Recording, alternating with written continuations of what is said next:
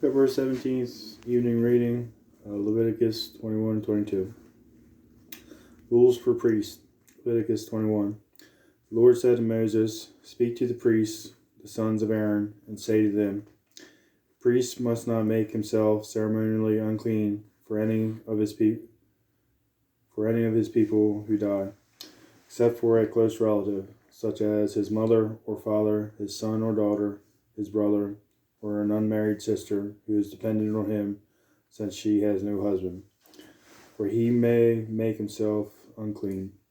He must not make himself unclean for people related to him by marriage, and so defile himself.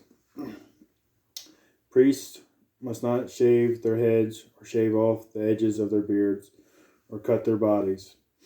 They must be holy to their God and must not profane the name of their God.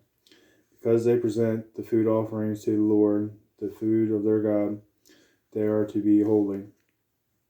They must not marry women defiled by prostitution or divorced from their husbands, because priests are holy to their God.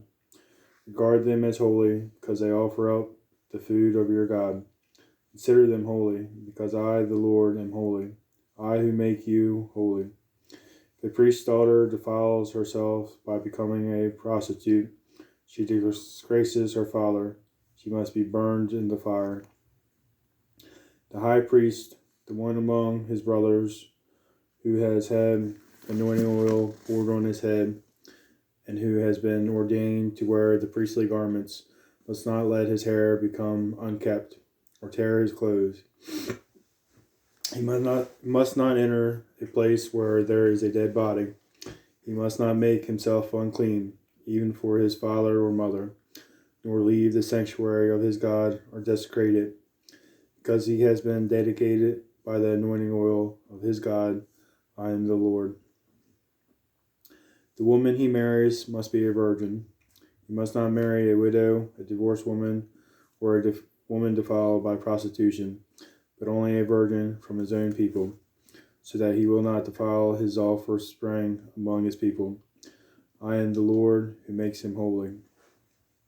The Lord said to Moses, "Say to Aaron, for the generations to come, none of your descendants who has a defect may come near to offer the food of his God. No man who has any defect may come near.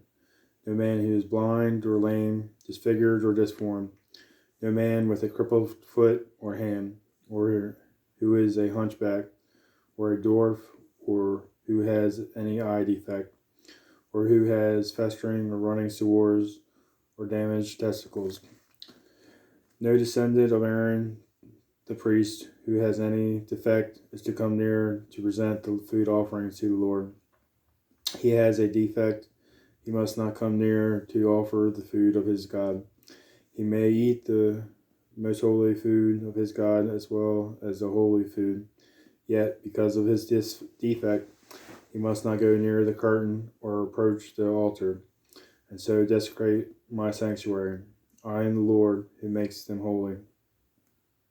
So Moses told this to Aaron and his sons, and to all the Israelites. Leviticus 22. The Lord said to Moses, "Tell Aaron and his sons to treat with respect the sacred offerings the Israelites consecrate to me, so they will not profane my holy name. I am the Lord. Say to them, for the generations to come, if any of your descendants is ceremonially unclean, and yet comes near the sacred offerings that the Israelites consecrate to the Lord, that person must be cut off from my presence. I am the Lord. If a descendant of Aaron has a defiling skin disease or a bodily discharge, he may not eat the sacred offerings until he is cleansed. He will also be unclean if he touches something defiled by a corpse or by anyone who has an emission of semen, or if he touches any crawling things that make him unclean, or any person who makes him unclean. Whatever the uncleanness may be, the one who touches anything will be unclean till evening. He must not eat any of the sacred offerings unless he has bathed himself with water. When the sun goes down, he will be clean, and after that he may eat the sacred offerings, for they are his food. You must not eat anything found dead or torn by wild animals, and so become unclean through it. I am the Lord. The priests are to perform my service in such a way that they do not become guilty and die for treating it with contempt. I am the Lord who makes them holy. No one outside a priest's family may eat the sacred offering, nor may the guest of a priest or his hired worker eat it. But if a priest buys a slave with money, or if slaves are born in his household, they may eat his food. If a priest's daughter marries anyone other than a priest, she may not eat any of the sacred contributions.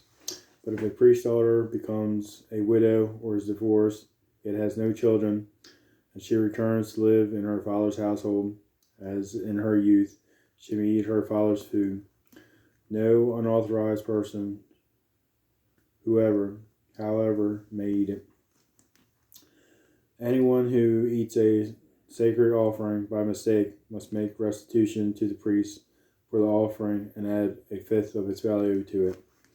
The priest must not desecrate the sacred offerings the Israelites present to the Lord by allowing them to eat the sacred offerings and to bring upon them guilt requiring payment. I am the Lord who makes them holy. Unacceptable sacrifices.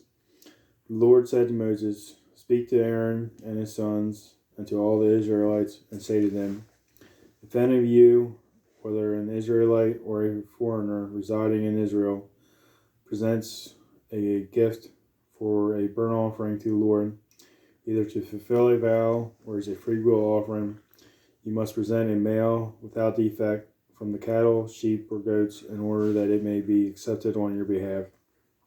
Do not bring anything with a defect, because it will not be accepted on your behalf.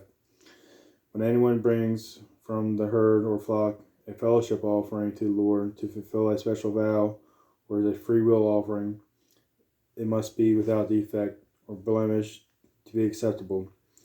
Do not offer to the Lord the blind, the injured, or the maimed, or anything with warts or festering or running sores. Do not place any of these on the altar as food offering presented to the Lord.